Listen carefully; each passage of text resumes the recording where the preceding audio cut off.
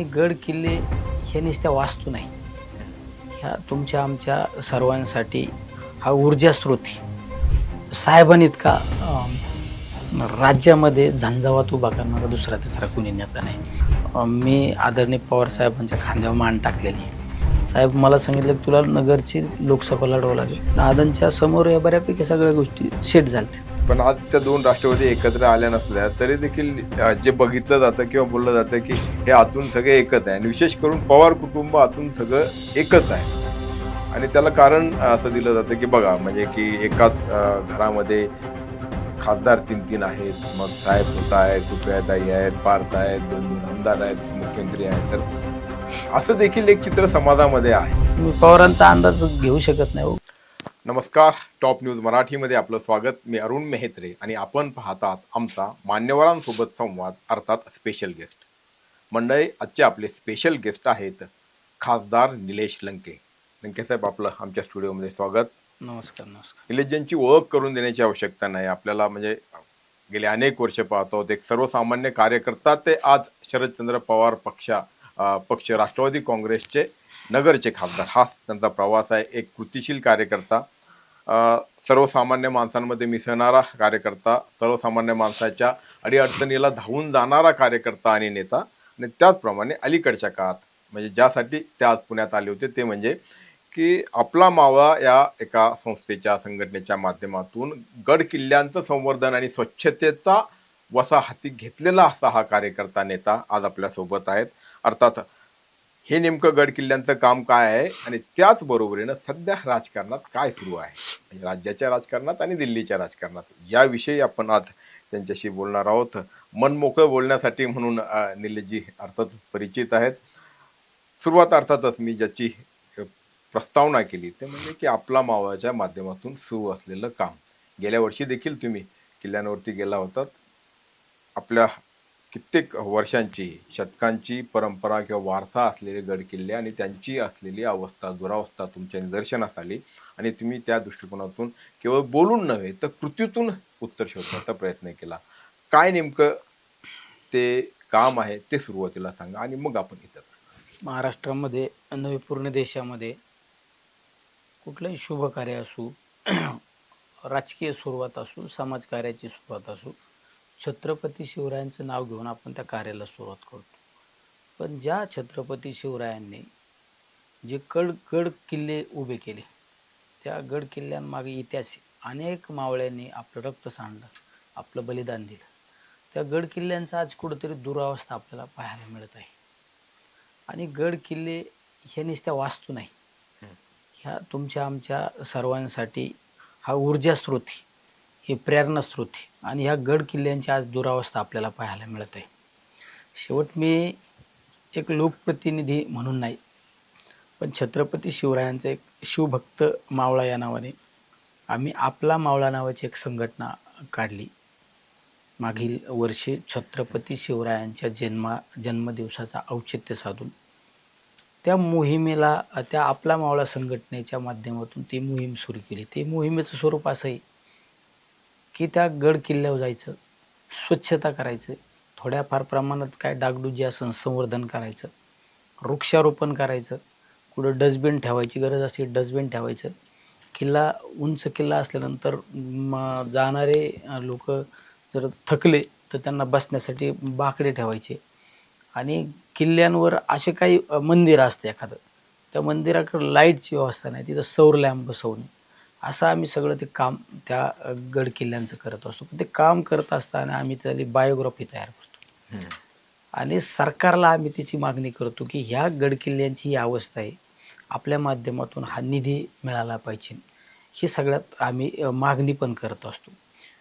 सगळ्यात महत्त्वाचं सांगायचं कारण आहे की हे चंद्र सूर्य आहे तोपर्यंत छत्रपती शिवरायांचे विचार, छत्रपती शिवरायांचं नाव हे राहिलं पाहिजे. अखंड हिंदुस्थानामध्ये एकमेव राजा होऊन गेला ते म्हणजे छत्रपती शिवराय. 18 पगड जाती धर्माला घेऊन चालणारं राजे म्हणून छत्रपती शिवरायांकडे आपण पाहतो. त्या महाराजांच्या विचारांचा कुठंतरी विसर पडलेला आपल्याला पाहायला मिळत आहे. त्यामुळे हे विचार अखंडितपणे राहिले पाहिजेत. आणि हे जे आपल्यासाठी गड किल्ले उभे केलेत, हे आपले ऊर्जा स्रोत, प्रेरणा स्रोत हे अखंडपणे अभेद्य आपल्यासमोर उभे राहिले पाहिजेत. ह्या हेतूने आम्ही या मोहिमेला सुरुवात केली. त्यामध्ये अनेक गड किल्ले घेतले आम्ही. पहिला शिवनेरी घेतला, नंतर धर्मवीरगड ज्या ठिकाणी संभाजी महाराजांचं बलिदान दिलं, धर्मवीरगड असू, नंतर रायरेश्वर, ज्या रायरेश्वरावर छत्रपती शिवरायांनी आपल्या मुठभर मावळ्यांना बरोबर घेऊन अखंड हिंदवी स्वराज्याचे स्वप्न पाहिले आणि ते सत्यात उतरवले. नंतरच्या कालखंडामध्ये आम्ही तिकोना असू, तुमचा साल्हेर असू, रामशेष असू, विश्रामगड असू, सिंहगड असू, भुदरगड असू, सिंधुदुर्ग असू, असे 13 किल्ले झाले. आणि 14वा किल्ला आम्ही ज्यावेळेस 1 मे महाराष्ट्र दिन होता, त्या महाराष्ट्र दिनाचं औचित्य साधून तमिळनाडूमधील जिंजी या ठिकाणचा किल्ला घेतला.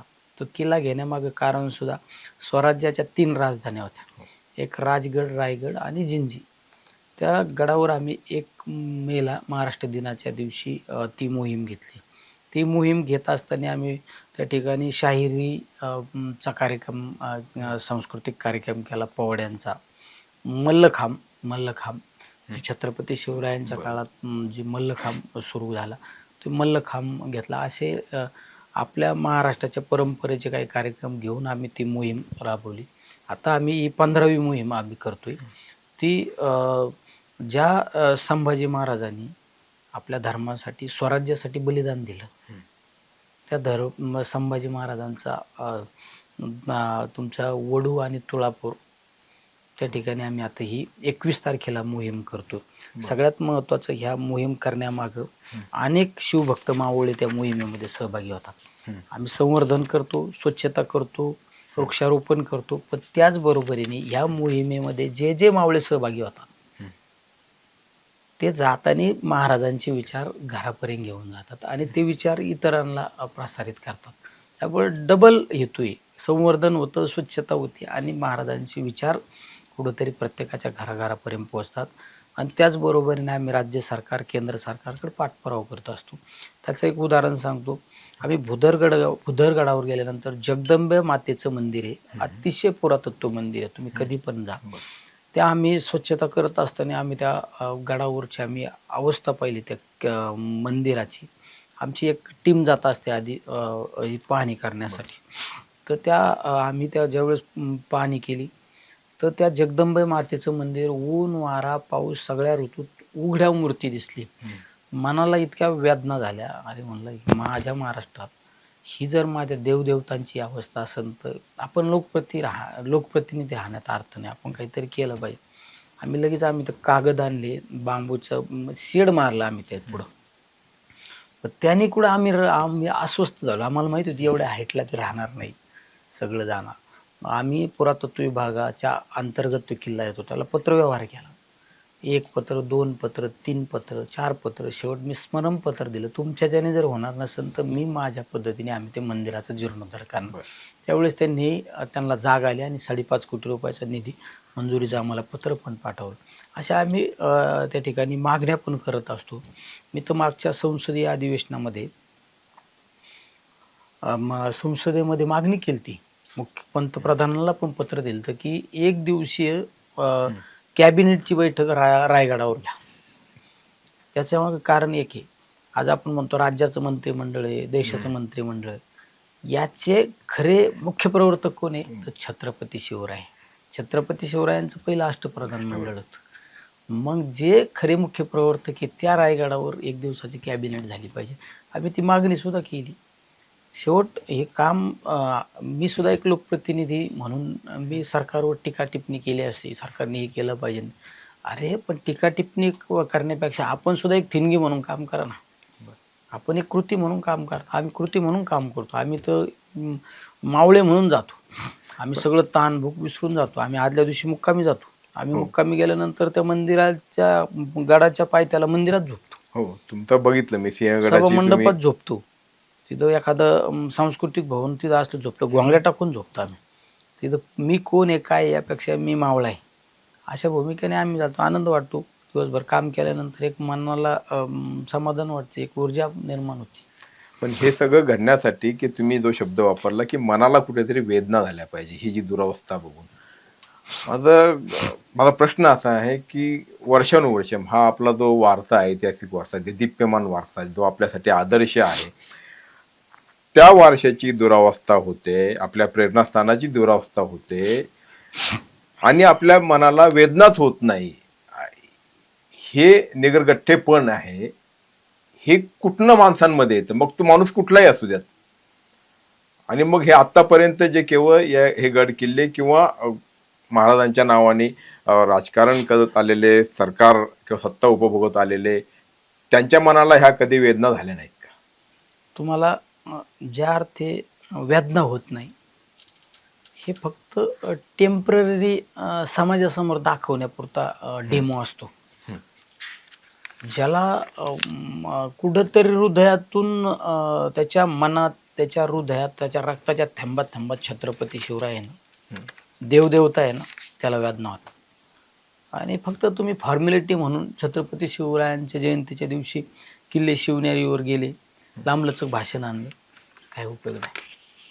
तुमचा शिवराज्याभिषेक सोहळ्याला रायगडावर गेले, लांबलचक भाषण आणून काय उपयोग नाही. तुम्ही प्रत्यक्षरित्या तुम्ही काम केलं पाहिजे आणि तुम्हाला वेदना निर्माण झाल्या पाहिजे. तुम्ही पहा, मी साल्हेर किल्ल्यावर गेलतो नाशिकमध्ये. माझ्या जनरली आत्तापर्यंतच्या याच्यात साल्हेर सगळ्यात उंच आहे. साल्हेर किल्ल्यावर हनुमंतरायांचं मंदिर आहे, मारुतीचं मंदिर आहे, पुरातत्व मंदिर आहे. त्या मंदिराची सुद्धा तीच दुरावस्था आहे. मी सुद्धा त्या मंदिराच्या बाबत सुद्धा पत्र दिलं किल्ल्यांवर. त्या मंदिराला सुद्धा आज मंदिर, ते मारुतीरायांची मूर्ती बघितली तर अवाढव्य मूर्ती मोठी. साल्हेरवर कधी गेले तर पहा तुम्ही, त्या मंदिराची सुद्धा तीच अवस्था आहे. हे जर आपल्या देवदेवतांची अवस्था जर अशी होत असेल तर त्याला कुठंतरी आपण लोकप्रतिनिधी म्हणून, आपण राजकर्ते म्हणून जबाबदारी. तर आपण ज्या अर्थी तुम्ही छत्रपती शिवरायांचं नाव घेता, त्या अर्थी तुम्ही तुमचं कर्तव्य पार पाडलं पाहिजे. हे सगळ्यात महत्त्वाचं. आम्ही पण नुसतं टीका टिप्पणी केली असती, सरकारने हे करा ते नाही, पण आम्हाला कुठंतरी व्याज नाही ना. म्हणजे मला अक्षरशः त्या मी ज्यावेळेस मंदिराची दुरावस्था पाहिली ना, माझ्या मनाला इतक्या वेदना झाल्या ना, तर माझ्या डोळ्यातून पाणी आलं. कारण मी नाही पाहू शकलो ना ते अवस्था. मी तर शेवटचं पत्र दिलं तर त्या पुरातत्व विभागाला, तुम्ही करणार नसेल ना, आम्ही जेल भोगायला तयार आहे. पण त्या मंदिरावरचं मी कमीत कमी शेड टाकल्याशिवाय, कमीत कमी शेड मारल्या तरी स्वस्त बसणार नाही. ह्या वेदना प्रत्येकाला झाल्या पाहिजे. आणि ह्या वेदना जर प्रत्येक राजकीय मंडळींना, राज्यकारभार करणाऱ्या ह्या नेते मंडळींना जर झाल्या तर कुठल्याच गडकोटांची दुरावस्था राहणार नाही. कारण अपवाद वगळता सगळे एकाच मायाची मणी आहेत असं म्हणायला लागेल. कारण मग मी जसं म्हटलं की सत्ता येते आणि जाते. आजचे सत्ताधारी उद्याचे विरोधक बनतात किंवा आजचे विरोधक उद्याचे सत्ताधारी बनतात. सगळ्यांनी तेच केलं. शेवट तुम्ही ह्या गड किल्ल्यांकडे पाहिलं पाहिजे. मी दुसरी एक गोष्ट तुमच्या माध्यमातून मी एक सांगू इच्छितो. आज असे अनेक लोक आहेत, दानशूर लोक, महाराजांच्या नावासाठी लोक दान करायला तयार आहेत. महाराजांच्या गड किल्ल्यांच्या दुरावस्थेसाठी लोक मदत करायला तयार आहेत. पण आपल्याकडं कायदे, ते काही ठिकाणी फॉरेस्ट विभागाच्या अडचणी, काही ठिकाणी पुरातत्व विभागाच्या अडचणी, ह्या अडचणी कुठं दगड स्वतः पण उचलीत नाही आणि दगड उचलून पण देत नाही. ही जर अशी अवस्था असेल, जर तुम्ही यासाठी जनतेला आव्हान करून जर मदतीचं आव्हान केलं ना, तर करोड रुपये दान एका किल्ल्यासाठी मिळू शकतो. असे लोक आहेत. मी काल परवा रायगडावर राज्याभिषेक सोहळ्याच्या दिवशी आम्ही गेलतो. आमचा भुदरगड परिसरातला आमचा एक रेस्क्यू टीम आहे. गडकोटावरच पण जाती, त्या भागामध्ये काही एखादं संकट निर्माण झालं तर मदतीला जाती, सर्पदंश झाला तरी मदतीला जातात. आमचा संदीप नावाचा एक कार्यकर्ता आहे. तो मला सांगत होता, रांगणा किल्ल्यावर आम्ही गेलो. म्हणलं मी रांगणा किल्ल्यावर गेलो नाही, आम्हाला पण जायचं. रांगणा किल्ल्यावर पुरात जुनी तोप खाली दरीत पडली होती. तोप पुरातत्व विभागाने इतका त्रास दिला त्यांना. मग तुम्ही तोप जर काढणारे तर तुमच्याकडे परमिशन आहे का? पुढं तोप जुनी पुरातत्व विभाग दरीत पडली होती, दरीत. मग तुमच्याकडे परमिशन आहे का? मग जर तुम्ही काढताना जर उद्या तोफ पडली, तोफच जर उद्या नुकसान झालं तर त्याला तुम्ही जबाबदारी घेणार का? अरे तुम्ही काढली नाही आतापर्यंत. जुनी तोफ, त्याच्यावर काहीतरी शिलालेख पण लिहिलेला आहे. जुनी तोफ त्यांनी मला सांगितलं, त्या कार्यकर्त्यांनी म्हणलं मला सांगायचं आणि मी आलो असतो स्वतः. पोरं तोफ काढून द्याय ना, तुम्हाला तोफ काढण्यासाठी आमच्या विभागाचं परमिशन घ्यावं लागेल. ठीक आहे, उद्या तुम्ही काढली, रोप लावून काढली त्यांनी. मग काढताना जर ती तोफ पडली, तोफाला काही नुकसान झालं तर त्याला जबाबदारी घेणार का? हे सगळं अंडरटेकिंग त्यांच्याकडून घेतलं. अरे तुम्ही काय करायचं नाही, जे करतात शिवभक्त शिवमावळे त्यांना पण करून द्या, अशी अवस्था आहे. त्यामुळे मी आता या अधिवेशनामध्ये मी त्या संबंधित विभागाचे मंत्री, संबंधित विभागाचे सेक्रेटरी अधिकाऱ्यांशी बैठक करणार आहे. हे जरा थोडं शिथिल करा ना, लोकांना मदत करणारे. आज तुमच्यासारख्याला मी म्हणलं महाराजांच्या रायगडावर आपल्याला तुम्ही काम करायचे, वेगवेगळ्या किल्ल्यांची दुरावस्था, अनेक हजारो हात पुढे येतील, अनेक शिवभक्त पुढे येतील.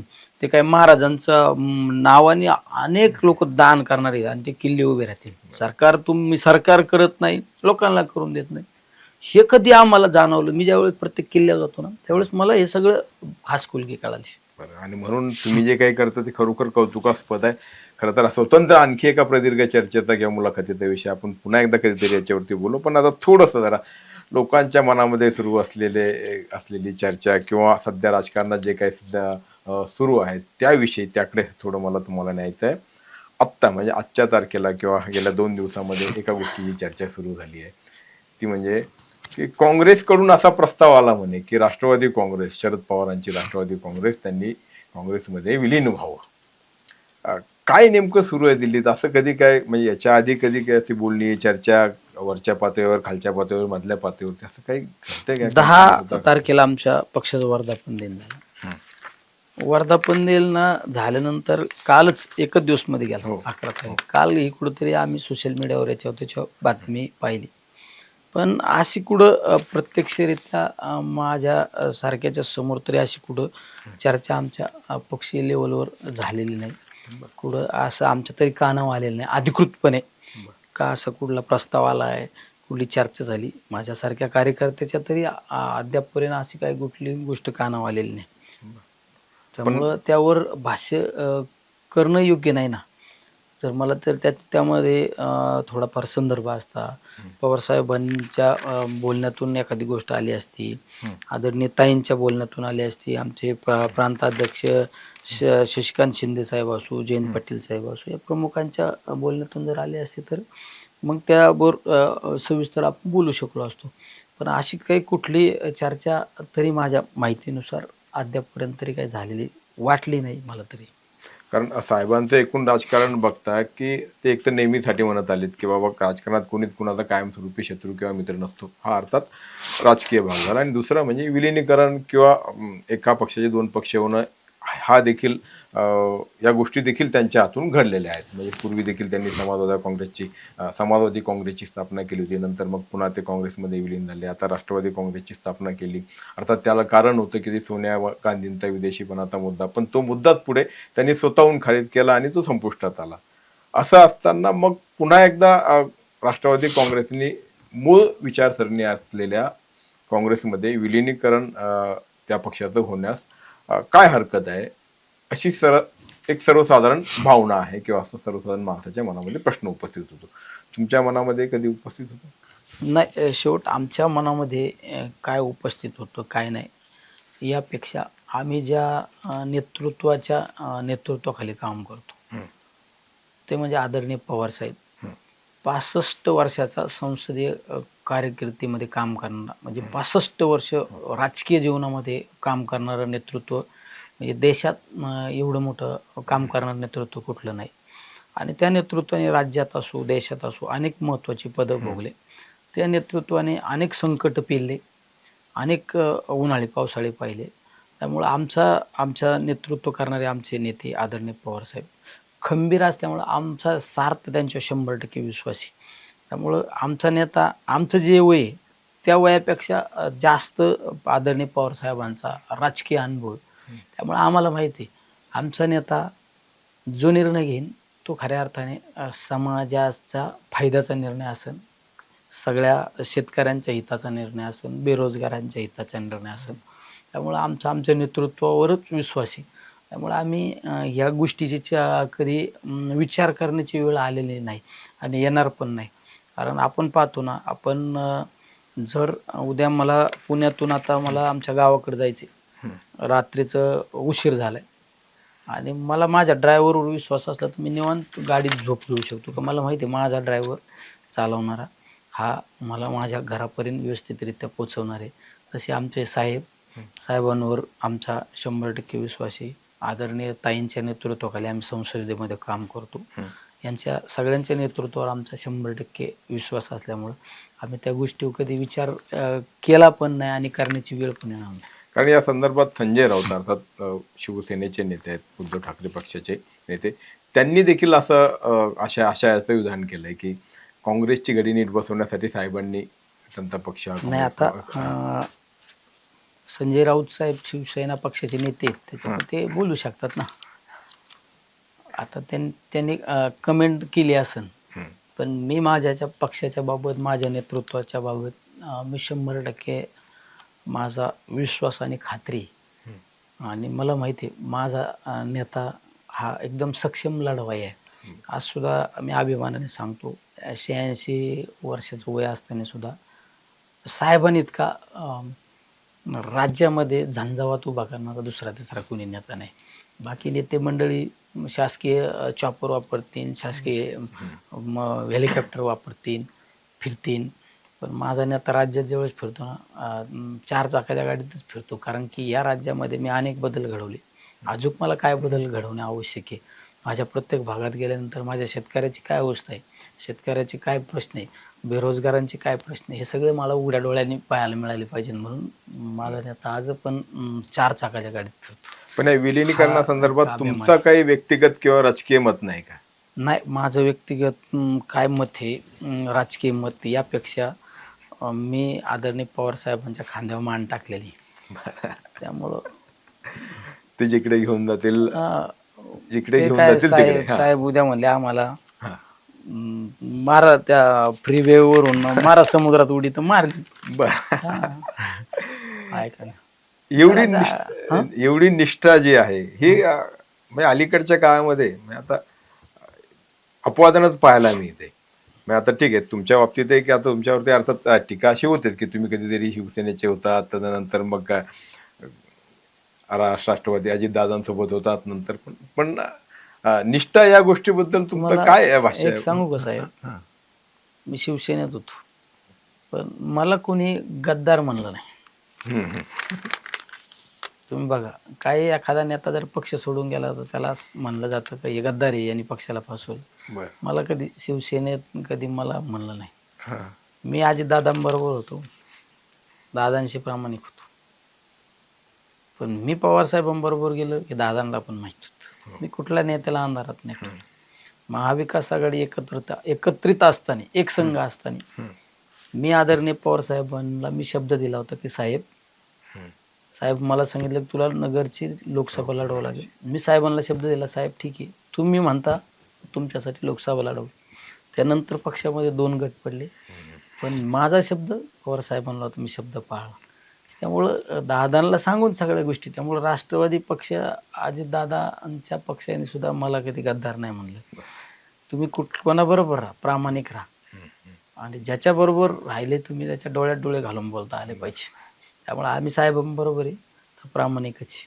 आज पण किती चर्चा तर्क काढू द्या, साहेब कधी एक क्षणसुद्धा आमच्याबाबत शंका घेऊ शकत नाही. हे सगळ्यात तुम्ही राजकारणात सगळं स्वार्थासाठी नाही करायचं साहेब, सगळं स्वार्थासाठी करायचं नाही. स्वार्थासाठी जर करायचं असलं तर तुमच्या स्टुडिओला मी आता पुढं 4-5 लाल दिव्याच्या गाड्या, मागे 4-5 लाल दिव्याच्या गाडीत आलो असतो. पण तसं तुमचं व्यक्तिमत्व नाही ते, आपल्या मनाला पटलं पाहिजे, आपल्या मनाला पटलं पाहिजे ना, अंतर मनाला आपण जे करतो ते प्रामाणिकपणे करतो, हे सगळ्यात महत्त्वाचं असतं. राजकारणासाठी सगळं स्वार्थासाठी थोडं राजकारण करायचं नाही. तर तुमच्यातला कार्यकर्ता आम्ही नेहमी पाहतो, म्हणजे अगदी संचेती पुलावरती ट्रॅफिक जाम झाला म्हणून तुम्ही खाली उतरून ट्रॅफिक हे करता हे देखील आम्ही पाहिलेलं आहे. कधी की कोविड सेंटरमध्ये जाऊन रुग्णांसोबत राहिलेले आहात हे देखील आम्ही पाहिलं. त्यामुळे तुमच्या बाबतीत तो निश्चितपणे विश्वास आहे. अ, पुन्हा एकदा तिकडेच की खरं तर विलिनीकरणाची चर्चा ही 2 राष्ट्रवादीच्या विलिनीकरणाची चर्चा सुरू होती. आणि आता मध्ये हे आलं. तर आता हे मध्ये आलेलं प्रकरण थोडंसं बाजूला ठेवूयात. पण त्या विलिनीकरणाबद्दल तुमचं काय मत आहे? कोणच्या विलिनीकरण? दोन्ही राष्ट्रवादी काँग्रेसच्या. दोन्ही राष्ट्रवादीच्या विलिनीकरणाबरोबर मला जी माहिती आहे ती मी तुम्हाला सांगतो. हं. तुम्ही पाहिलं असन पुणे महानगरपालिकेची निवडणूक लागली. हं. त्या निवडणुकीमध्ये मी या पुणे शहरामध्ये मी असो, आम्ही आदरणीय दादांबरोबर आम्ही फिरलो. मी असो, रोहित पवार असो, या शहराचे शहराध्यक्ष सुनील टिंगरे असो, मावळचे आमदार सुनील शेळके असो, आम्ही एकत्रित प्रचाराला फिरलो. बरं. आम्ही बऱ्याच ठिकाणी एकत्रित सभा घेतल्या. कारण त्यावेळेसच बऱ्यापैकी ठरलं होतं की हे पुढली रणनीती ठरली होती. ती निवडणूक आम्ही बरोबर पाहिल्या. एकत्रित फिरलो ना. पक्षाचे डिसिजनच झालते ना. बरोबर. काही ठिकाणी एखाद्याला तुतारीचं चिन्ह दिलं, एखाद्याला घड्याळाचं चिन्ह दिलं. संगनमताने झालं बऱ्यापैकी पुणे शहरामध्ये. हो. नंतरची जिल्हा परिषदच्या निवडणुका लागल्या. निवडणुकामध्ये बऱ्याच उमेदवारांना चॉईस दिली. तुम्हाला कुठलं चिन्ह पाहिजे, तुम्हाला घड्याळ पाहिजे का तुतारी पाहिजे, असे चॉईस चिन्ह दिले. त्याचं एक उदाहरण सांगतो. अशोक बापू पवार आमचे शिरूर हवेलीचे आमदार, ते विधानसभेची निवडणूक पवारसाहेबांच्या नेतृत्वाखाली लढले आणि जिल्हा परिषदला त्यांनी घड्याळ चिन्ह घेतलं ना. त्यांना चॉईस घड्याळ चिन्ह घेतलं. सांगली त्या भागामध्ये मी असो, शशिकांत शिंदेसाहेब असो, आमचे प्रांताध्यक्ष, आम्ही त्या भागातील काही लोकांच्या सभा घेतल्या. त्या उमेदवाराचं चिन्ह काय होतं? घड्याळ होतं. याचा अर्थ हे सगळं. पण मधल्या काळात जिल्हा परिषदेच्या निवडणुकाला सुरुवात झाली, चिन्ह वाटप झालं, सगळं झालं. निवडणुकाला सुरुवात झाली आणि दादांची घटना घडली. पण त्यावेळेस जर चर्चा झाल्या नसत्या तर पक्षात आपल्या लोकांना असं चॉईस चिन्ह दिलं नसतं ना. म्हणजे समाजासमोर कुणी म्हणतं मला माहीत नाही, कोण म्हणतं ना माझ्यासमोर चर्चात नाही. पण येतं उघड्या डोळ्याने सगळ्या समाजाने पाहिलं ना. नंतर दादा गेल्यानंतर सुद्धा मग आम्ही त्या सगळ्या गोष्टी पाळल्या ना. आम्हाला ज्या ज्या ठिकाणी, आता मला सांगली त्या भागात प्रचाराला बोललो होतो. आम्ही शशिकांत शिंदेनी साहेबांनी आम्ही सभा केल्या. ते उमेदवार घड्याळाचे उमेदवार, ते निवडून आले ते उमेदवार. अशा आम्ही ठिकाणी सभा पण केल्या ना, बऱ्याच ठिकाणी केल्या आम्ही, बऱ्याच ठिकाणी केल्या. हे पण नंतर शब्द बदलण्यात अर्थ नाही ना. हे दादांच्या समोर या बऱ्यापैकी सगळ्या गोष्टी सेट झाल्या. म्हणजे आप दादा असते तर दोन्ही राष्ट्रवादी एकत्र असते. 100% ही काय ठरलेलंच होतं ना. ठरलं म्हणूनच केलं ना. ठरलं म्हणून तर अशोक पवार घड्याळाचे चिन्ह लढले. तिकडे सांगली साताऱ्याला काही लोक लढले, किती ठिकाणी लढले, बरेच ठिकाणी लढले लोक. पण मग यामध्ये म्हणजे कोणी असे धारीतले शुक्राचार्य आहेत का दोन्ही बाजूनी? नाही, आता कोण कसं असतं, आता त्या गोष्टीला माझ्या माहितीनुसार आता पूर्णविराम जरी झालेला असला, आता कोण शुक्राचार्य आहे, कोण आज द्रोणाचार्य आहे, काय त्याच्यावर चर्चा करण्यापेक्षा राजकारणात आपलं पुढं चालत राहायचं. तुम्ही वर्षाची 10 वर्षाची चर्चा, आता राजकारण असं आहे, काल काय घडलं विसरून पुढं आपल्याला काय करायचं हे ठरवलं पाहिजे, लढलं पाहिजे. ही कोणाची शिकवणी आम्हाला? आदरणीय पवारसाहेबांची. म्हणजे पवारसाहेबांच्या बाबत एखादी घटना, आज जर एखादं स्टेटमेंट आलं तर ते कधी विचार नाही करत. तेवढा टाईम पाहतो. बऱ्याच वेळा कधी कधी गाडीत बरोबर असतो तर साहेबांवर एखादा नेता टीका टिप्पणी करतो, साहेब पाहतात, हसतात, नवीन परत एखाद्या विषयाला सुरुवात होती. परत साहेब चर्चा, असं कधी डोक्यात नाही घ्या अरे माझ्यावर किती टीका केली आहे, काय केली, नो कमेंट, नो काही. तसं असतं. त्याच्यामुळे झालं गेलं झालं, आपलं परत पुढं सुरुवात. पण आज त्या 2 राष्ट्रवादी एकत्र आल्या नसल्या तरी देखील जे बघितलं जातं किंवा बोललं जातं की हे आतून सगळे एकच आहे आणि विशेष करून पवार कुटुंब आतून सगळं एकच आहे. आणि त्याला कारण असं दिलं जातं की बघा, म्हणजे की एकाच घरामध्ये खासदार 3-3 आहेत, मग साहेब स्वतः आहेत, सुप्रियाताई आहेत, पार्थ आहेत, 2-2 आमदार आहेत, मुख्यमंत्री आहेत. तर असं देखील एक चित्र समाजामध्ये आहे. बरोबर तर त्याला आपण कसं उत्तर द्यायचं? बरोबर आहे ना. तुम्ही जे म्हणता ना, एकाच घरात 2 खासदार, मुख्यमंत्री, 3 खासदार, 3 खासदार. 3 खासदार, मुख्यमंत्री, हे म्हणणाऱ्यांना काय वाटत नाही. म्हणणाऱ्यांना त्यांचा विचार तेवढा असेल, पण त्या परिवाराचा त्याग आहे ना राज्यासाठी. हां, म्हणणाऱ्याला बोलणाऱ्याला काय लागले, उचाली जीभ लावली टाळूला. हां, पवारांच्या घरात 3 खासदार आहे, पवारांच्या घरात 2 आमदार आहे, उपमुख्यमंत्री आहे. हां, आता तुला बोलायला का, तुमचा काय समाजासाठी त्याग आहे बोलणाऱ्यांचा? पवारसाहेबांचा या वयात पवारसाहेब समाजासाठी एवढा वेळ देतात. अजितदादांनी शेवटच्या श्वासापर्यंत समाजाचं काम करण्यासाठी माणूस गेला ना. हां, त्या काही फायलीसुद्धा फायलीला सह्या करायच्या होत्या म्हणून बायकार निघली होती आदल्या दिवशी. दादा बायकार निघली होती, काहीतरी मावळची काही एक सभा करून पुढे जाणार होती. मावळ काय या भागात कुठंतरी चाकण कुठंतरी एक सभा करणार होते, बायकार चालली होती. त्यांच्या पुढं या राज्यातील विकासाचा फाईल होत्या पुढं, मग सह्या करायच्या फाईल म्हणून थांबले. दुसऱ्या दिवशी निघताना सुद्धा त्या फाईल गाडीत होत्या. अरे शेवटच्या श्वासापर्यंत लोक लढले, यांच्या इतकं त्या कोणाचा आहे? हां, उलट आमचं तर म्हणणं आहे, आज झुकत त्यांच्या घरातले 2-3 झाले तर काय कोणाला अंग दुखायला पाहिजे? एवढा त्याग कोणाचा आहे राज्यात? राज्यात हरित क्रांती कुणी घडवली? राज्यात नाही, देशात कुणी घडवली? पवारसाहेबांनी. एका वेळेस 72,000 कोटी रुपयाची कर्जमाफी कुणी दिली? पवारसाहेबांनी दिली. ह्या वेगवेगळ्या आता मी काल राज ठाकरेंची क्लिप पाहिली कुठेतरी, ही स्ट्रॉबेरी कुणी आणली? पवारसाहेबांनी. हे नवीन मच्छीचं उत्पादन कोणामुळे वाढलं? पवारसाहेबांनी. दादांमुळं. आज तुम्ही ज्या शहरात बसले त्या शहराची डेव्हलपमेंट कोणामुळे? अजितदादांमुळे. आज त्या पिंपरी चिंचवड भागामध्ये आपण फिरतो, एवढाले फ्लायओव्हर वगैरे झालेत, एवढं सगळं झालं. कोण मुख्य प्रवर्तक कोण आहे?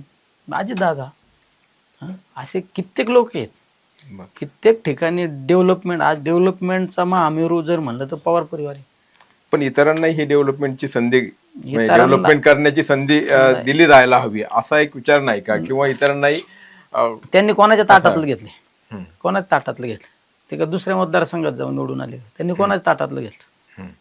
त्यांनी त्यांचं हक्काचं आहे ना, त्यांचं अधिकरण. ती काय असं म्हणले का उद्या निलेश लंकेच्या मतदारसंघात आता तू थांब, आता आम्ही लढवतो, असं कोणाला थांबून लढवले? लोक आमच्यासारखे लोक, ज्यांना गावात राजकारणात करणारे लोक, त्या लोकांना देशाच्या पदावर नेऊन असे कित्येक लोक आहेत या राज्यात. जर तुम्हाला मी नाव सांगितले ना, कित्येक लोक आहेत. ते कुणी घडवलेत? पवार परिवाराने घडायला. राज्यातला सहकार कुणी घडवला? हे शुगर लॉबी कोणामुळे? या शिक्षण संस्था कोणामुळे? या औद्योगिकरण, आज पुण्याचं IT हब कोणामुळे? त्यांच्या योगदानाबद्दल काही शंका नाही, कारण त्यांनी निश्चितपणे असं दुसऱ्या सांगायचं ना ठोस काम.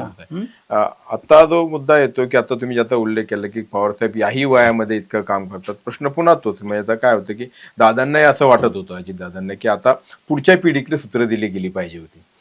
आणि तीच भावना आता, म्हणजे आता ठीक आहे, ते वेगळे झाले, वेगळा पक्ष निघाला, दादा आहेत नाहीत, पण रोहित पवार देखील तुमच्या पक्षाच्या बाबतीत बोलताना म्हणजे मला आठवतं ते की बाबा आता जरा तरुण पिढीच्या हातामध्ये कारभार द्यावा, अशा पद्धतीची अपेक्षा ज्यावेळेस जाहीरपणे बोलून दाखवतात, तर त्याकडे कसं पाहायचं? नाही, अपेक्षा म्हणण्यापेक्षा त्यांचं काम पण आहे तसं. आज मध्ये शेतकरी आंदोलनामध्ये रोहित पवार अग्रेसर होते. सगळ्या ठिकाणी कांद्याचे भाव वाढले ना, आम्ही पण होतो त्यांच्या बरोबर, पण नेतृत्व त्यांनीच केलं ना. कांद्याचे भाव वाढले म्हणजे ज्यावेळेस कांदा 6 आणि 7 रुपये जात होता, तो कमीत कमी आता 17-18 रुपये, 19 रुपये. काल परवाची माझ्या मार्केट कमिटीची पट्टी पाहिली मी, 19 रुपयापर्यंत कांदा गेला. काहीतरी आंदोलन केलं म्हणूनच केलं.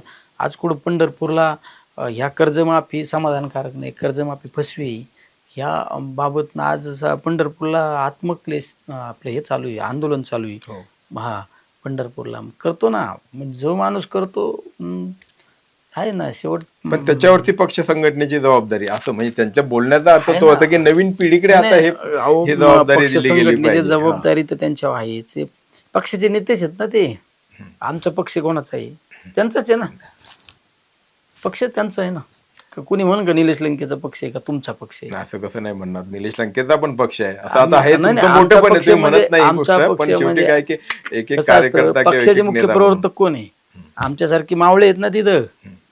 आमच्यासारखी लोकांना त्यांनी कोणाला जर छत्रपती शिवरायांचा काळातला विचार केला, आमच्यासारख्यांना सरदारक्या दिल्या, पण शेवट मुख्य तेच आहेत ना. पण काही सरदार जे आज रोहित पवार, आज काय गरज पडली त्यांना गावोगावात फिरायचे, उन्हातान्हात बसायचं? त्या आंदोलनात आम्ही पाहिलं, रस्त्यावर रोडवर इतकं तापत होतं, ठीक आहे आम्हाला सवय आहे.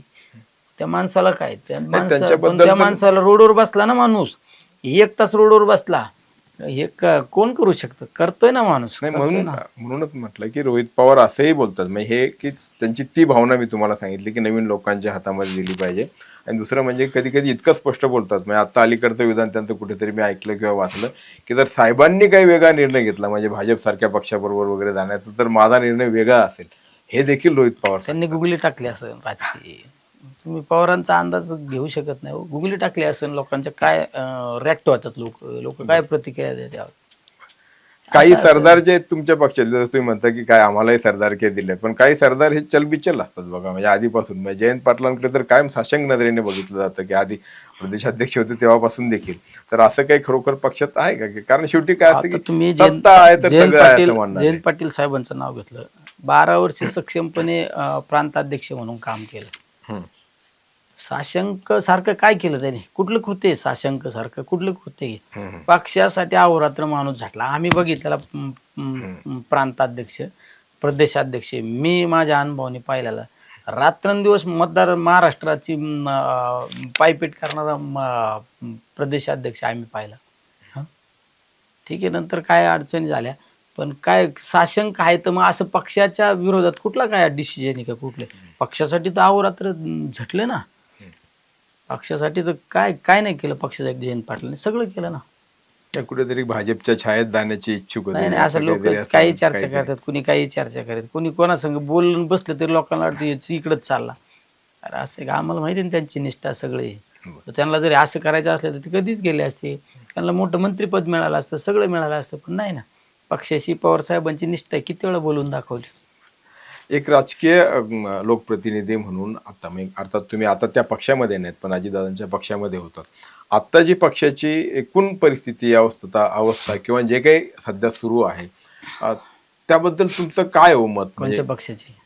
राष्ट्रवादी काँग्रेस, अजित पवारांचा पक्ष जो आहे, आता दादा हयात नाहीत पण आता सुनेत्रा वहिनी राष्ट्रीय अध्यक्ष आहेत, आणि आत्ताच्या अलीकडच्या काळामध्ये ज्या नियुक्त्या होत आहेत, ज्यांना कुणाला खासदारकी मिळते, आमदारकी मिळते, किंवा कुणीतरी पक्षातच काहीतरी अंतर्गत एकमेकांना वर ठरवण्यासाठी प्रयत्न सुरू आहेत. तुमचं काय निरीक्षण आहे? तुम्ही तर शेवट खूप काय जवळून असतं राजकारण बघत आता, असता. पक्ष दादा गेल्यानंतर अचानक सुनित्रा वहिनींवर त्या पक्षाची जबाबदारी. पार्थनी जरी लोकसभा लढवलेली होती मावळ मतदारसंघाची, हो. पण त्या पट्टीत पार्थ राजकारणात सक्रिय नव्हता. पण अचानक आणि जय तो व्यावसायिक होता, पण अचानक त्या दादांच्या जाण्यामुळं त्या परिवारावर राजकीय जी जबाबदारी आली. राजकीय म्हणजे मोठी जबाबदारी आली ना. तसं म्हणजे पक्ष एवढा मोठा हो. हत्तीच्या ताकदीचा पक्ष सांभाळण्याची जबाबदारी त्यांच्याकडे आली. त्यात परत सत्तेतला हा. सहभाग. आणि सत्तेतला सहभाग, ह्या सगळ्या गोष्टी त्यांच्या जबाबदारी आल्यामुळं आता ते सुद्धा पक्षाचे ते जे निर्णय घेत असतील तर त्यांच्या व्हिजनने, प्रत्येकाचा डावपेच असतो का असा डिसिजन घेतल्यानंतर आपल्या पक्षाला फायदा होऊ शकतो, हे करू शकतो. म्हणजे पक्षाचं नुकसान होण्याच्या बाबत कुणी डिसिजन घेत नाही. कोणाला वाटतं का माझ्या पक्षात फूट व्हावा, माझ्या पक्षात हा नाराज व्हावा, तो नाराज व्हावा, असं कोणाला वाटत नाही. त्यामुळं ज्या पक्षप्रमुखाचा निर्णय असो तो निश्चित पक्षाच्या हिताचा असतो. कारण आपल्यासारखा माणूस सहज सल्ला देतो, काय हे असं नव्हतं करायला पाहिजे, तसं करायला पाहिजे होतं. पण आपण एकदा बोलता बोलता म्हणतो असं नव्हतं करायला पाहिजे, ते तसं करायला पाहिजे होतं. पण ज्या माणसाने डिसिजन घेतलेला आहे त्याने त्या गोष्टीवर 100 वेळा विचार केलेला असतो का हा डिसिजन घेणं योग्य आहे का, हा डिसिजन घेणं योग्य आहे. त्यावर तो डीपमध्ये खोलात गेलेला असतो. त्याच्यामुळे त्याचा त्या दृष्टीने त्याचा निर्णय तो योग्यच असतो. कारण वर्धापन दिनाच्या कार्यक्रमामध्ये सुनेत्रा पवार स्पष्टपणे किंवा जाहीरपणे असं म्हणाले की कोण किती वर्ष पक्षात आहे यापेक्षा कोणी पक्षासाठी काय दिलं किंवा काय केलं हे महत्त्वाचं असणार आहे. तर यामागे म्हणजे काहीतरी निश्चितपणे काही सुतोवाच होतं असं तुम्हाला वाटतं? नाही, आता आम्ही तर त्या एवढा आता आपण त्या गोष्टीवर पुढं डीपमध्ये चर्चा पण नाही केलेली. मला त्याबाबत माहिती नाही. हटवला कोणाला असू शकतो, काय असू शकतो, आपल्याला याच्याबाबत काही माहितीच नाही. पण जे कोणी आता सुनेत्रा वहिनींसोबतची म्हणून जी टीम आहे, ज्याच्यामध्ये अगदी प्रफुल्ल पटलांपासून तर तटकरेंपर्यंत अशी अनेक नावं आहेत, धनंजय मुंडे आहेत किंवा आणखी काय आहेत, तर या सगळ्या लोकांविषयी तुम्हाला असं वाटतं की या सगळ्यांचा गाडा हा एकत्रितपणे अशाच पद्धतीने भक्कमपणे पुढे जाईल? नाही आता काय असतं, त्या पक्षाच्या कोर कमिटीमध्ये कशा पद्धती खलबतं चालू आहे काय आहे, हे आपल्याला जर माहितीच नाही तर त्याच्यामुळे आपण नाही सांगू शकत ना. आता तुमच्या घरात काय चाललंय मला माहिती आहे का? माझ्या घरात काय चाललंय माहिती आहे का? नाही ना माहिती. नाही, तुम्ही राजकारण ही चांगले गोष्ट दिसताय, असते की तुम्ही चांगले दिसताय, मी चांगले दिसतो, तुम्ही छान, मी छान. नाही, राजकारणात तुम्ही तुमच्या पडद्याआड काय घरातले घडतंय राजकारणात. तुमचं घरात मला नाही माहिती आणि तुमच्या घरातले वाशे कायला मोजायचे मी? नाही नाही नाही, राजकीय लोकांना तर एकदम पडद्यामागे काय सुरू आहे, पडद्या पुढे सुरू आहे काय, आता सगळ्या एवढा तर धुरंधर राजकारणी नाही ना मी. तर त्यात तुमचा इंटरेस्ट नाही किंवा तुम्ही जाणीवपूर्वक त्यापासून दूर स्वतःला ठेवताय मी स्वतःला. राजकारणात एवढा धुरंधर नाही. बरं बरं. तुमच्या नगर जिल्ह्यामध्ये पण एक सध्या म्हणजे अहिल्यानगर जिल्ह्यामध्ये अलीकडच्या काळामध्ये थोडं आणखीन वेगळं वातावरण आम्हाला पाहायला मिळतं. म्हणजे आता विखेंचं तर इकडं सगळं स्थानांतर सगळं झालेलं आहे. संग्राम जगताप जे आहेत ते कट्टर हिंदुत्ववादी झालेले आहेत. हे सगळं नगर जिल्ह्यातलं वातावरण बघून काय वाटतं तुम्हाला? कारण एक हिंदुत्वाचा नवा चेहरा म्हणून संग्राम जगताप पुढे आलेले, कशा पद्धतीनं काम करतात, कशा पद्धतीनं बोलतायत हे तुम्ही पाहतात. काय तुमचं त्याच्यावरती? राजकारणात परिस्थिती बदलत असते. त्यामुळं राजकारणात आपल्याला काय वाटतं, यापेक्षा आपण आपल्या पद्धतीने काम करत राहायचं. कोणाला काय राजकारणामध्ये कसे पावलं टाकायचे, कोण काय करतं यावर चर्चा करण्यापेक्षा, टीका टिप्पणी करण्यापेक्षा आपण काम करायचं. आज पाहिलं असं, आज माझ्या शेतकऱ्यांच्या मालाला बाजार नाही. आज गॅसची परिस्थिती काय परिस्थिती, पेट्रोल पंपावर पेट्रोल मिळत नाही, डिझेल मिळत नाही, ह्या सगळ्या महाभयंकर परिस्थिती. आज फसवी कर्जमाफी हा प्रश्न सगळ्यात महत्त्वाचा जनतेसमोर आहे. तर त्या प्रश्नासाठी लढलं पाहिजे. आता मी काल आमच्या तहसील ऑफिसला पत्र दिलं की या सरकारने यावर जर तात्काळ जर तोडगा नाही काढला तर आम्ही मोठ्या प्रमाणात आंदोलन करू. आता मी 23 तारखेला आंदोलनाची तारीख पण त्यांना दिली की जर 23 तारखेपर्यंत यामध्ये काय बदल नाही झाला तर मी मोठ्या स्वरूपात आंदोलन करणार. मग आमच्या भागातून जाणारे नगर पुणा रोड असू, नगर कल्याण रोड असू, दोन्ही एका टायमाला रोड बंद करू. त्याचबरोबर तहसील ऑफिसमध्ये पार गाया, बैल, बकरं, शेळ्या, मेंढे, पार कोंबड्यासहित आम्ही घालून तिथं मोठ्या स्वरूपात आंदोलन करू. कारण हा आवाज आम्हाला सरकारपर्यंत गेला पाहिजे आणि सरकारने त्यामध्ये तोडगा काढला पाहिजे. हे प्रश्न आमच्यासाठी महत्त्वाचे आहेत. कर्जमाफीचा तुम्ही उल्लेख केला. याआधी देखील पवार साहेबांनी केलेलं कर्जमाफी, म्हणजे मलाही आठवतं की 72,000 कोटींची कर्जमाफी केली होती. परत ठराविक कालावधीनंतर नवीन कर्जमाफीच्या योजना येत आहेत. आता देखील ती तशी योजना आली आहे. मुळातच या शेतकऱ्यांना कर्जमाफी करण्याची वेळ येऊ नये अशा पद्धतीनं सक्षम बनवणे हे आवश्यक असतं. मग हे आतापर्यंत हे का घडलं नाही? मग त्यांना केवळ यांनाच दोषी धरायचं का याच्या आधीच्या नाही धरावं? आज आहे ना, सगळ्यात महत्त्वाचं, भारत देश हा एक काळ कृषीप्रधान देश म्हणून त्या भारत देशाकडे आपण पाहत होतो आणि त्या भारत देशाकडे पाहत असतो त्याचा अव्वल दर्जाचं राज्य म्हणून कृषीच्या बाबत आदरणीय पवार साहेबांच्या क्रांतीमुळं महाराष्ट्राचा नंबर बऱ्यापैकी लागत होता. पण आज भारतामध्ये सगळ्यात जास्त कर्जमाफी, आपलं कर्जामुळे शेतकऱ्यांच्या आत्महत्या, भारताचा जगाचा तुम्ही सर्रास विचार केला तर भारत देश हा सगळ्यात अग्रेसर आहे की जिथं शेतकरी आत्महत्या करतो. आणि भारताचं तुम्ही सरासरी जर टक्केवारी काढली तर महाराष्ट्राचा नंबर लागतो. हे कशामुळे होतं? दिवसेंदिवस माझा शेतकरी कर्जाच्या ओझ्याखाली दबत चाललाय. आज एखादा तुम्ही शेतकरी आहे ना, आज एखादं माल आपण पिकवायला जातो, त्या बियाणं स्वस्त मिळत नाही. एकदम तिकडून पेरणी केली, त्याला नंतर खतं मारायचं म्हणलं तर खताचे औषध गेलं तर खताची रेट महाभयंकर वाढली. उष्णपासनं करून खत आणतो, ते माल मार्केटला घेऊस तर तो बिचारा त्याच्या स्वतःच्या पोराला जपत नाही एवढं त्या पिकाला जपतो. ते पीक मार्केटमध्ये गेलं का बाजारभाव ढासळला, त्याला उत्पादनाचा खर्च सुद्धा निघत नाही आणि ते माल त्याचा तोट्यात जातो बिचारा. तिथं कर्जबाजारी होतो. मग कर्जबाजारी झाल्यानंतर शेतकरी कुठंतरी सोसायटीचं कर्ज काढतो, कुठंतरी कशाचं तरी कर्ज काढतो, दिवसेंदिवस तो कर्जाच्या ओझ्याखाली जातो आणि त्याला आत्महत्या करण्याची वेळ येते. याला एक सगळ्यात महत्त्वाचं कारण आहे, तुम्ही शेतीमालाला चांगला बाजार दिला पाहिजे. शेतीमालाला आज दुधाची काय परिस्थिती सांगा ना. दुधाला तुम्हाला जर सरासरी आज कांद्याची परिस्थिती, कांद्याला उत्पादन खर्च जर तुम्हाला विचारला उत्पादन कांद्याचा खर्च 15-16 रुपये उत्पादन खर्च आहे ना. 17 ना 18 रुपये आता झालाय. मध्ये 8 रुपयाला 6 आणि 7 रुपयाला कांदा विकला. 6 आणि 7 रुपयाला कांदा विकला, 10 रुपये तोटा आहे ना.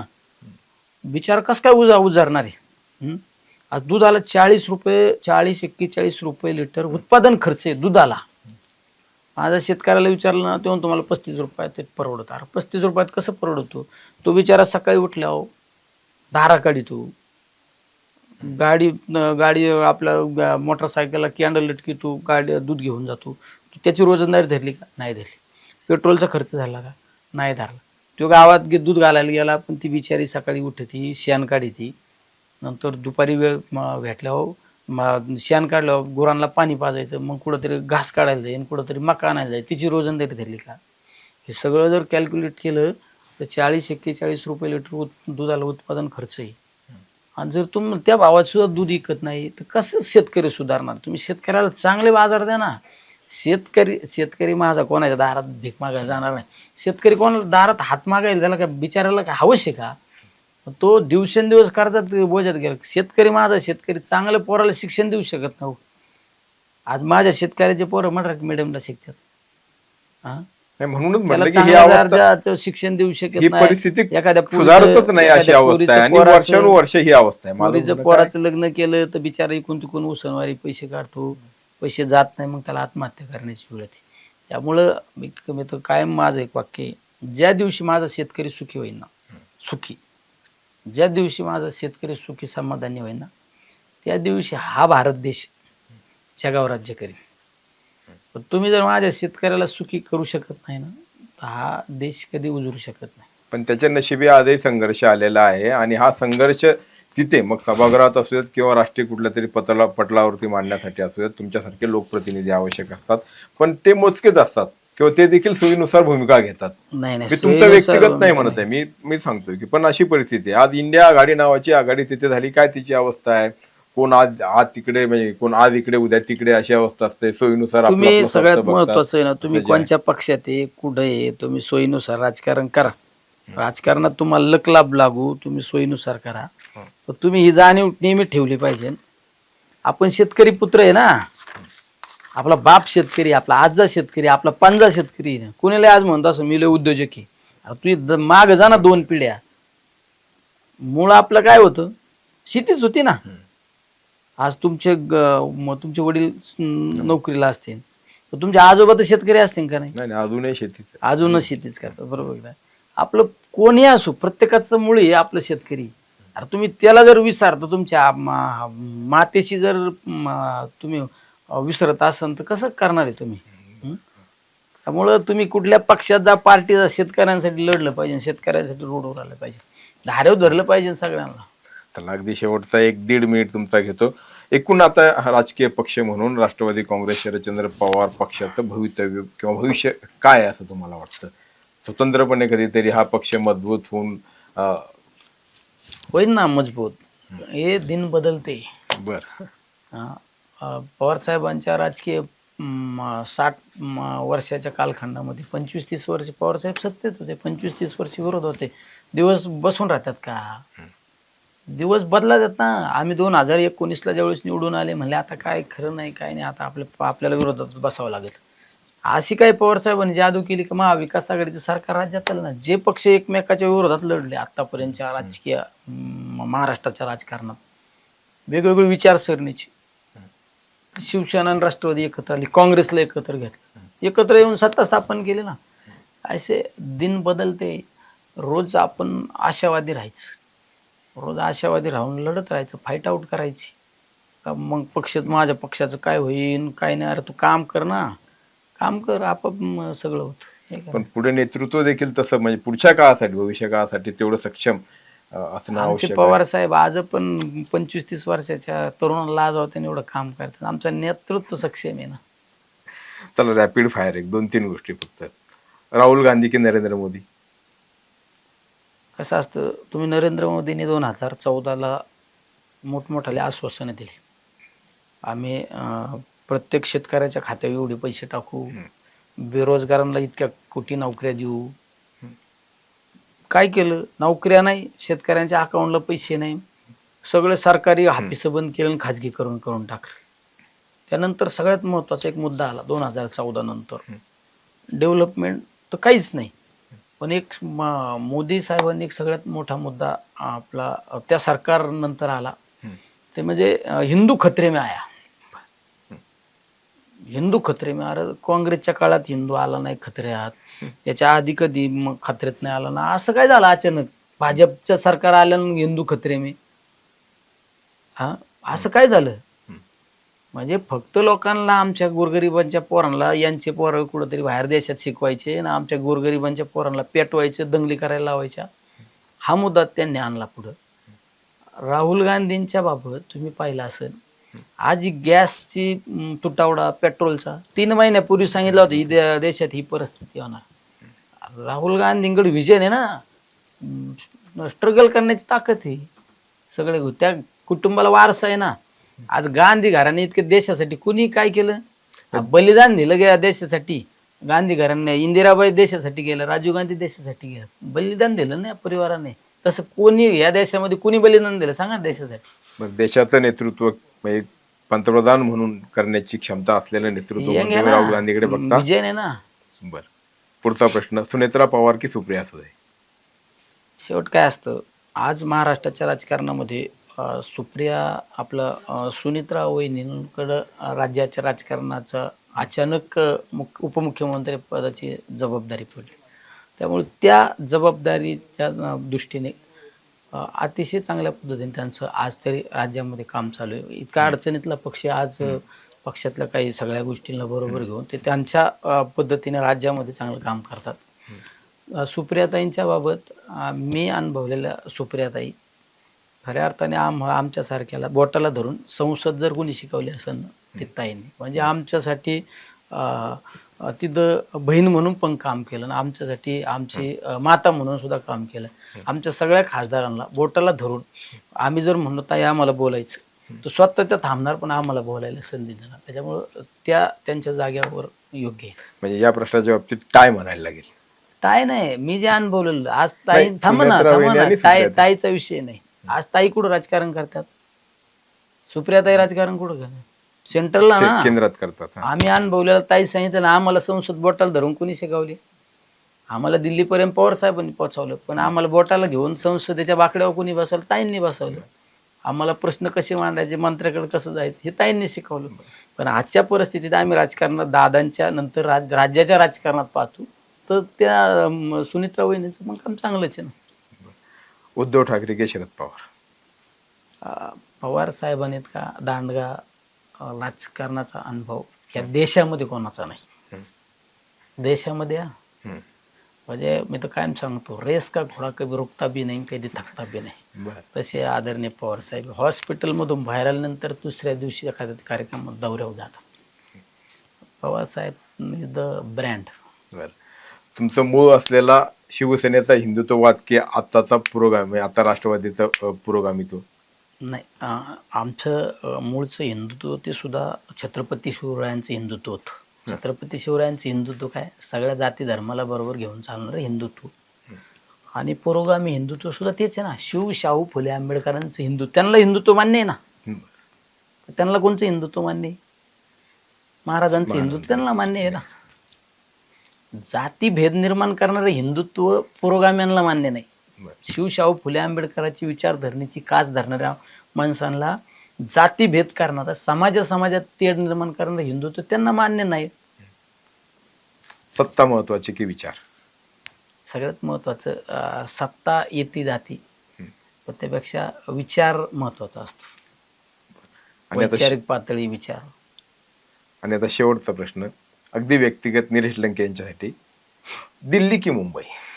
नाही, शेवट कुठल्या पण तुम्ही पदावर गेल्यानंतर ते पदाला न्याय देता आला पाहिजे. मी 2019ला आमदार झाल्यानंतर मतदारसंघामध्ये हजारो कोटीचे कामं केले. कमीत कमी 1800-1900 कोटी रुपयाचे कामं केले. मला तिथं संधी मिळाल्यानंतर मी त्या संधीचं सोनं करण्याचा प्रयत्न केला. मी दिल्लीत गेल्यानंतर तिथं सुद्धा प्रयत्न केला. मेडिकल कॉलेज मंजूर करून आणलं, रेल्वे लाईन मंजूर करून आणली, आमचे काही नगर मनमाड रस्ता बंद पडला होता ते मंजूर केला, नगर कल्याण रस्ता रोड मंजूर केला, नगर जामखेड केला. छोटे छोटे काही रेल्वेचे ब्रिज मंजूर केले. जेवढा आम्हाला केंद्र सरकारकडून आणता येईल ते आणण्याचा प्रयत्न केला. मग तिथं जर गेलो, मी दिल्लीत गेलो, मी म्हणायचं नाही राव दिल्लीला अवघड आहे, ती मुंबईच बरं होती. आता तू दिल्लीत गेला ना, दिल्लीत लढलं पाहिजे, हे सगळ्यात महत्वाचं. आणि उद्या मुंबईची संधी आली तर मुंबईसाठी. शेवट आता कल किस नाही देखा, उद्याचं काय सांगता येतं साहेब. राजकारण ठरून होत नाही. राजकारण वेळेला नुसार डिसिजन घ्यावा लागतो. वेळेला होतं राजकारण. उद्या आमच्यासारख्याला असं जर एखादा माणूस म्हणलं उद्या आता असे लय गुडघ्याला बाशिंग बांधून, नाही आता मीच मंत्री आणि मीच आमदार, अरे तू काय, तू नंतरचा काळ ठरवीन ना तो. ते कौशल्य तुमच्याकडे आहे आणि ते तुम्हाला साधलं देखील की नेमकं कुठल्या वेळी काय करायचं. निश्चितपणे ठीक आहे. आपण जे काही कार्य करतात त्याला शुभेच्छा आणि पुन्हा असंच भेटत राहू. आणि जसं मी म्हटलं की गड किल्ल्यांच्या बाबतीत निश्चितपणे आणखी एक वेगळा स्वतंत्र आपण तुम्ही या ना मोहिमेला, या ना आमच्या आता उडू बुद्रुकला या मोहिमेला, या नक्की येणार. नक्की येणार. मुलाखती ना घेऊ, मोहिमेला या. नक्की मोहिमेला येऊ. आम्ही मोहिमा आमची नेमकं आम्ही काय काम करतो नाही, आम्ही देखील अनेक मोहिमा केलेल्या आहेत. आमच्या मोहिमा सुरू आमच्या असतात. मोहिमेत बघा तुम्हाला. छान वाटलं तुम्ही स्टुडिओमध्ये आलात, मनमोकळ्या गप्पा मारल्या. टॉप न्यूज मराठीच्या स्टुडिओमध्ये आलात. आणि पुढे देखील असा तरुण अनुबंध असेच नातं आपलं कायम राहू. आणि आपल्या कार्यासाठी शुभेच्छा. जय शिवराय. जय शिवराय. तुमची car, electric panel, data server आगीपासून सुरक्षित आहे का? नाही? मग आजच बसवा F protect temperature activated fire suppression device. यामध्ये आहे eco friendly non toxic pressurised liquid, जे आग लागल्यास क्षणार्धात ऍक्टिव्हेट होऊन आगीवरती मिळवते नियंत्रण. बसवण्यास अतिशय सोपे आणि सुटसुटीत टेकालिपचे एक दर्जेदार उत्पादन एफ प्रोटेक्ट.